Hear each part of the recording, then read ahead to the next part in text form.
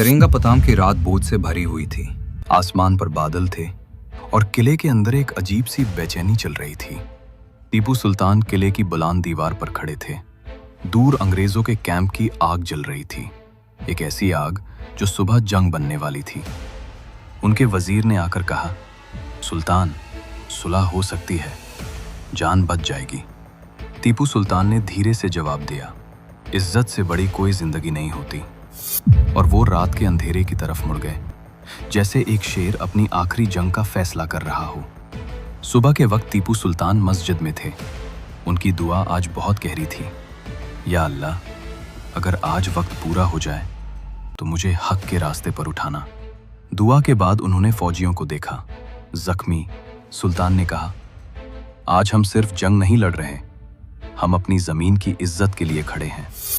इन अल्फाज ने फौजियों के दिल मजबूत कर दिए। किले के अंदर धुआं भर गया था, तोपों की आवाज हवा को छेद रही थी। टीपू सुल्तान अपनी लोहा पोशाक पहन रहे थे। एक जवान डरा हुआ बोला, सुल्तान, ये पोशाक बहुत भारी है, आप जख्मी हैं, आज पीछे रह जाएं। टीपू सुल्तान ने उसकी तरफ देखा और बस इतना कहा, जिस दिन सुल्तान पीछे हो जाए उस दिन उसका ताज जमीन पर गिर जाता है। जब अंग्रेजों ने पहली दीवार उड़ा दी, जमीन हिल गई और जंग का असली रूप सामने आ गया।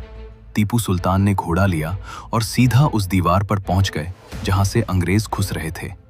उनकी आवाज पूरे मैदान में गूंज उठी, अल्लाह का नाम लो और अपनी मिट्टी का हक अदा करो। तलवारों की टकरा, गोली की चीख, ये सब के बीच टीपू सुल्तान फ्रंट लाइन में लड़ रहे थे, बिना डरा, बिना पीछे हटे। जंग अपनी शिद्दत पर थी, लेकिन टीपू सुल्तान ने महसूस किया कि फौज कमजोर पड़ रही है। ये कमजोरी जंग की नहीं थी, अंदर का धोखा था।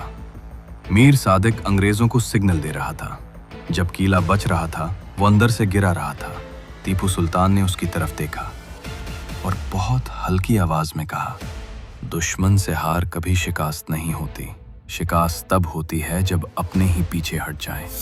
दिन भर लड़ने के बाद टीपू सुल्तान बहुत जख्मी हो चुके थे। एक गोली उनकी बाजू फाड़ गई, दूसरी पहलू में धंस गई। खून उनके कपड़ों से बह रहा था, लेकिन वो गिरकर भी उठ गए।